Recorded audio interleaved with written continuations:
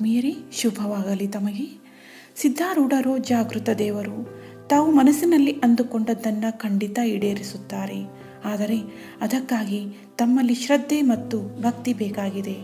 ಆದ್ದರಿಂದ ಸಿದ್ಧಾರೂಢರ ಈ ಚರಿತ್ರೆಯ ಬಗ್ಗೆ ಈ ಒಂದು ವಿಡಿಯೋದಲ್ಲಿ ಹೇಳುತ್ತಿರುವೆನು.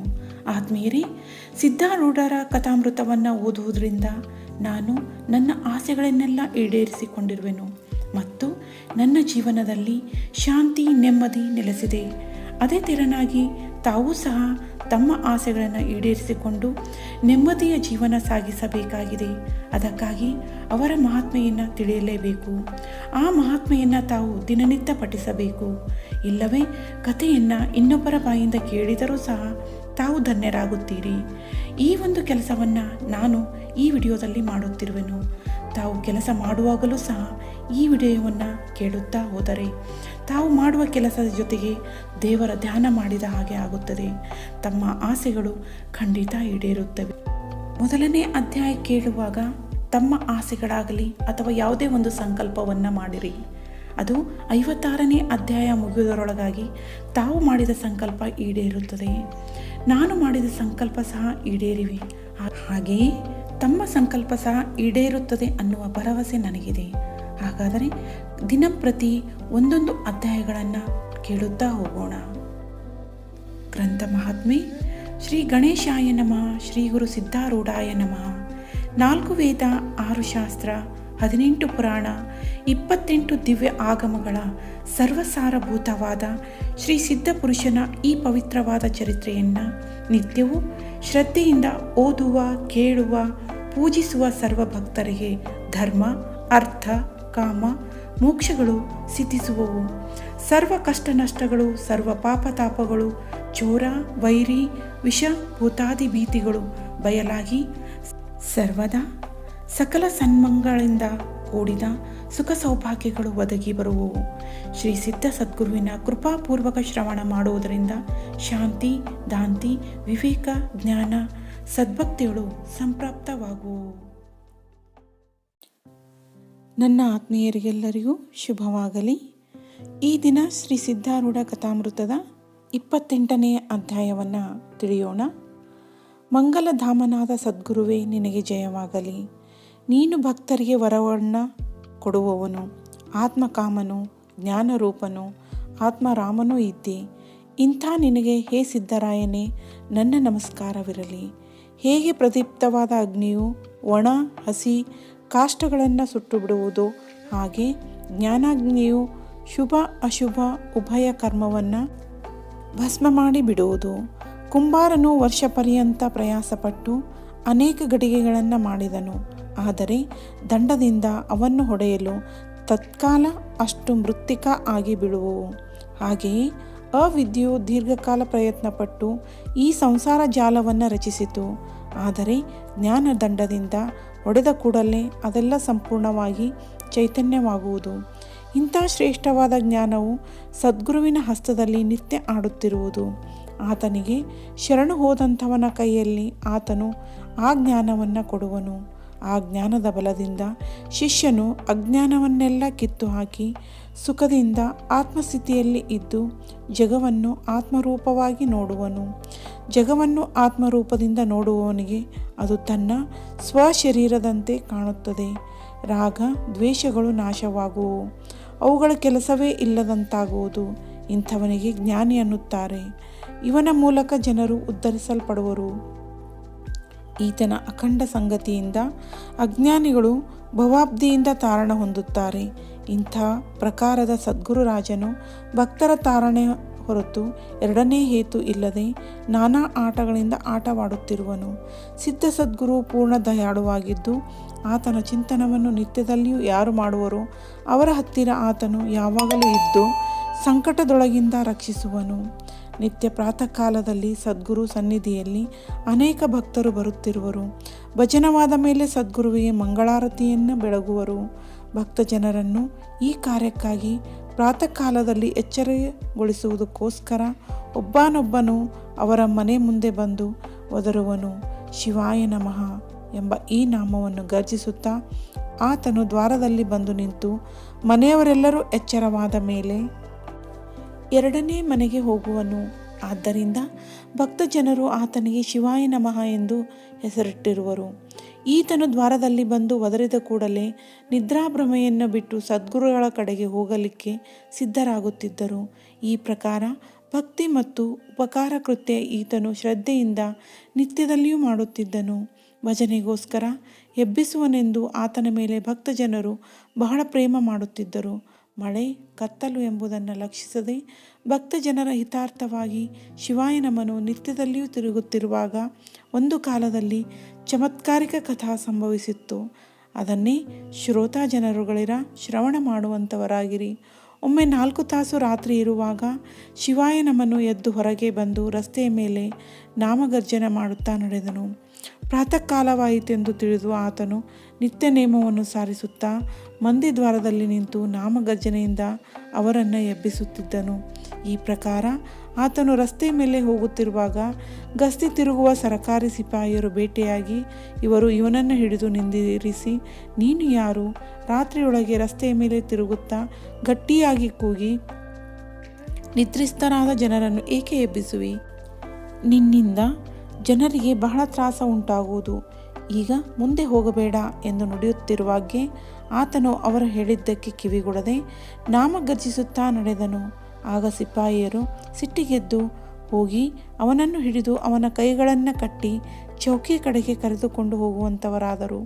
ಆದರೂ ಆತನು ನಾಮೋಚ್ಚಾರವನ್ನು ಘೋಷಿಸುತ್ತಿರುವನು ಎಂದು ಆ ಸಿಪಾಯಿಯರು ಆತನ ಮುಖದೊಳಗೆ ವಸ್ತ್ರವನ್ನು ತುರುಕಿ ಬಾಯಿ ಬಂದ ಮಾಡಿ ಈ ಪ್ರಕಾರ ಅವನನ್ನು ಹಿಡಿದುಕೊಂಡು ರಸ್ತೆ ಮೇಲಿಂದ ಚೌಕಿ ಕಡೆಗೆ ಒಯ್ಯುತ್ತಿದ್ದರು.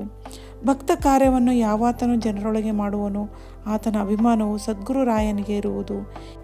ಹೀಗೆ ತನ್ನ ಭಕ್ತನನ್ನು ಸಿಪಾಯಿಯರು ಪೀಡಿಸುವುದು ತಿಳಿದು ಸದ್ಗುರು ರಾಯನು ಎದ್ದನು.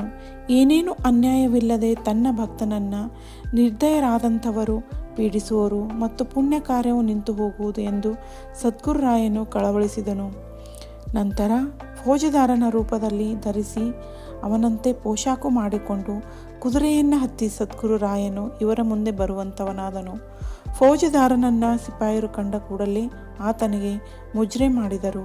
ಆಗ ಫೌಜದಾರನು ಅವರನ್ನು ಕುರಿತು, ಯಾರನ್ನು ನೀವು ಹಿಡಿದುಕೊಂಡು ಬರುತ್ತಿರುವಿರಿ?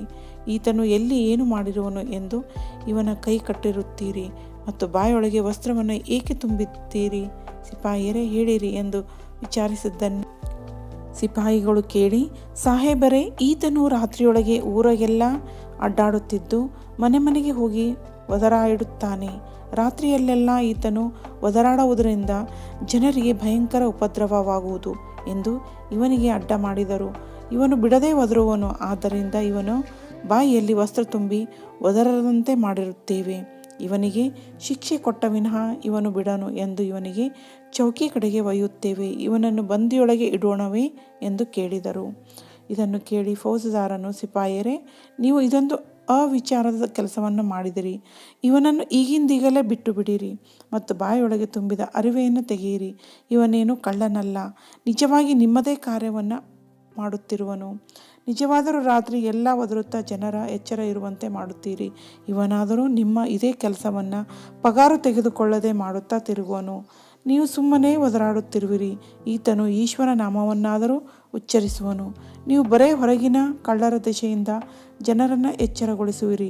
ಇವನಾದರೂ ನಾಮಸ್ಮರಣೆಯಿಂದ ಅಂತರ್ಬಾಹ್ಯ ಕಳ್ಳರ ದೆಸೆಯಿಂದ ರಕ್ಷಿಸುತ್ತಾನೆ. ಲೋಕೋಪಕಾರಿಯಾದ ಇಂಥವನನ್ನು ನೀವು ವ್ಯರ್ಥವಾಗಿ ಪೀಡಿಸಿದಿರಿ.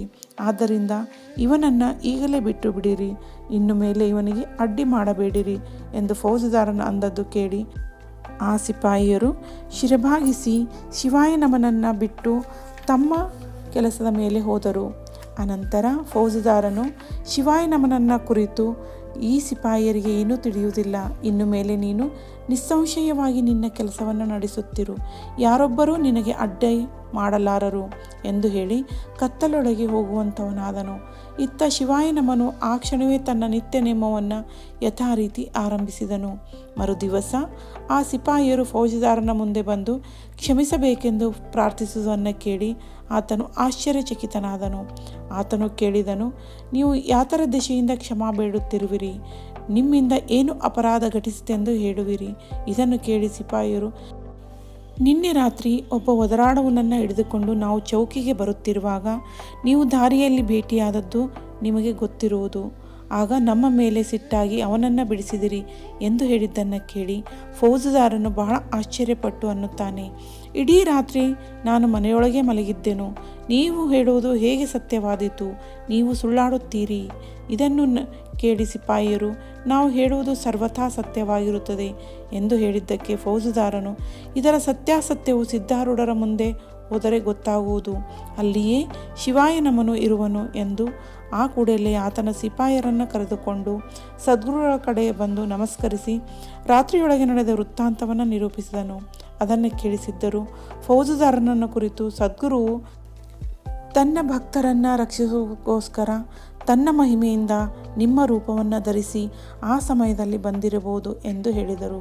ಇದನ್ನು ಕೇಳಿ ಅವರೆಲ್ಲರೂ ಅತ್ಯಂತ ಹರ್ಷಯುಕ್ತರಾಗಿ ಬಹುಭಕ್ತಿಯಿಂದ ಸಿದ್ಧರಿಗೆ ನಮಸ್ಕರಿಸಿ ಅವರ ಆಜ್ಞೆ ಪಡೆದುಕೊಂಡು ಹೋಗುವಂಥವರಾದರು.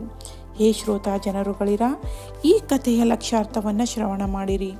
ಅಜ್ಞಾನವೆಂಬ ರಾತ್ರಿಯಲ್ಲಿ ಸ್ವರೂಪ ವಿಸ್ಮೃತಿ ಎಂಬ ನಿದ್ರೆಯೊಳಗೆ ಎಲ್ಲ ಜೀವರು ಇರುವರು. ಸದ್ಗುರು ರಾಜನೇ ಪ್ರತ್ಯಗಾತ್ಮನಿದ್ದು ಶಿವಾಯ ನಮನೆಂಬ ವಿವೇಕವನ್ನು ಕಳುಹಿಸುವನು. ಆತನು ಜೀವರ ಗೃಹಗಳಿಗೆ ಹೋಗಿ ನಾಮವನ್ನು ಗರ್ಜಿಸಿ ಅವರನ್ನು ಎಚ್ಚರಗೊಳಿಸುವನು. ಅವನು ಏಳಿರಿ, ಬೇಗನೆ ಸ್ವರೂಪಕ್ಕೆ ಜಾಗೃತವಾಗಿ ಪ್ರತ್ಯಗಾತ್ಮನ ದರ್ಶನ ಮಾಡಿಕೊಳ್ಳಿರಿ, ಇದರಿಂದ ಅಜ್ಞಾನವು ಕಳೆದು ಹೋಗುವುದು ಎಂದು ಒದರುತ್ತಿರುವನು. ವಿವೇಕನು ಈ ಕೆಲಸದಲ್ಲಿರುವಾಗ ಸಿಪಾಯಿರೆಂಬ ಮತವಾದಿಗಳು ಅಕಸ್ಮಾತ್ತಾಗಿ ಬಂದು ವಿವೇಕನನ್ನ ಕುರಿತು ಈ ಪ್ರಕಾರ ಗಲಿಬಿಲಿ ಮಾಡುವುದನ್ನು ಬಿಡು, ನೀನು ಜನರನ್ನು ವ್ಯರ್ಥವಾಗಿ ಎಚ್ಚರಗೊಳಿಸುವಿ, ನಿನ್ನಿಂದ ಅಜ್ಞಾನವು ಬಿಡಿಸಲಾಗದು ಎಂದು ಅಂದರು. ಅವರ ಮಾತಿಗೆ ಕಿವಿಗೊಡದೆ ತನ್ನ ಕೆಲಸವನ್ನು ಮಾಡುತ್ತಿರುವುದನ್ನು ನೋಡಿ ಆ ಮತವಾದಿಗಳು ಕೂಡಿ ವಿವೇಕನ ಮುಖಬಂಧನ ಮಾಡಿದರು. ಅವನ ಹಸ್ತಬಂಧನವನ್ನು ಮಾಡಿ ಅವರ ಹಿಡಿದುಕೊಂಡು ಹೋಗುವಾಗ ಕರುಣಾಕರನಾದ ಪ್ರತ್ಯಗಾತ್ಮನೇ ಫೌಜದಾರನೆಂಬ ವೇದಾಂತ ರೂಪದಿಂದ ಬಂದನು. ಈ ಪ್ರಕಾರ ವೇದಾಂತನು ಬಂದು ಸರ್ವ ಮತಗಳ ಖಂಡನೆ ಮಾಡಿ ಅವರನ್ನು ಕುರಿತು, ನೀವು ಅಜ್ಞಾನ ಪ್ರತಿಪಾದಿಸುತ್ತೀರಿ, ನಿಮಗೆ ಸರ್ವಥಾ ಜ್ಞಾನವಿಲ್ಲ, ನೀವು ಷಡ್ರಿಪು ಎಂಬ ಕಳ್ಳರ ದೆಸೆಯಿಂದ ಮಾತ್ರ ಜೀವರನ್ನು ರಕ್ಷಿಸುವಿರಿ. ಇವನಾದರೂ ಅದೇ ಕೆಲಸವನ್ನು ಮಾಡಿ ಅನಂತರ ಸ್ವರೂಪವನ್ನು ತೋರಿಸಿಕೊಡುತ್ತಾನೆ, ಇದು ನಿಮಗೆ ತಿಳಿಯದು. ಈಗ ಇವನನ್ನು ಬಿಟ್ಟು ಬಿಡಿರಿ, ಇನ್ನು ಮೇಲೆ ಇವನ ಕೆಲಸಕ್ಕೆ ಅಡ್ಡಿ ಮಾಡಬೇಡಿರಿ ಎಂದು ಹೇಳಿದ ವಚನವನ್ನು ಅವರು ಮನ್ನಿಸಿದರು. ಪ್ರತ್ಯಗಾತ್ಮನಾದ ಸದ್ಗುರುವು ವಿವೇಕನ ಬಂಧನವನ್ನು ನಿವಾರಿಸಿದನು ಮತ್ತು ಜೀವರನ್ನು ಜಾಗೃತ ಮಾಡುವುದಕ್ಕಾಗಿ ಪುನಃ ವಿವೇಕನನ್ನು ಕಳಿಸುವಂಥವನಾದನು. ಹೇ ವಿಮಲರಾದ ಶ್ರೋತಾ ಜನರುಗಳಿರ, ಮುಂದಿನ ಅಧ್ಯಾಯದಲ್ಲಿ ರಸಯುಕ್ತವಾದ ಕಥೆಯನ್ನು ನಿಶ್ಚಲ ಚಿತ್ತರಾಗಿ ಶ್ರವಣ ಮಾಡುವಂಥವರಾಗಿರಿ ಎಂಬಲ್ಲಿಗೆ ಶ್ರೀ ಸಿದ್ಧಾರೂಢ ಕಥಾಮೃತದೋಳು ಶ್ರವಣ ಮಾತ್ರದಿಂದ ಸರ್ವ ಪಾಪಗಳನ್ನು ಭಸ್ಮ ಮಾಡುವಂಥ ಈ 28ನೇ ಅಧ್ಯಾಯವನ್ನು ಶಿವದಾಸನು ಶ್ರೀ ಸದ್ಗುರು ಸಿದ್ಧಾರೂಢರ ಚರಣಾರವಿಂದಗಳಲ್ಲಿ ಅರ್ಪಿಸುತ್ತಿರುವನು. ಆತ್ಮೀಯರೇ, ಮುಂದಿನ ವಿಡಿಯೋದಲ್ಲಿ 29ನೇ ಅಧ್ಯಾಯವನ್ನು ತಿಳಿಯೋಣ. ಈ ಕಥೆಯನ್ನು ತಿಳಿದಂಥ ತಮಗೆ ಶ್ರೀ ಸಿದ್ಧಾರೂಢರು ತಮ್ಮ ಕಷ್ಟ ಕಾರ್ಪಣ್ಯಗಳನ್ನು ನಿವಾರಿಸಿ ಸುಖ ಸಂತೋಷ ನೆಮ್ಮದಿಯನ್ನು ನೀಡಲಿ ಎಂದು ಅವರಲ್ಲಿ ನಾನು ಪ್ರಾರ್ಥಿಸುತ್ತೇನೆ. ಧನ್ಯವಾದಗಳು.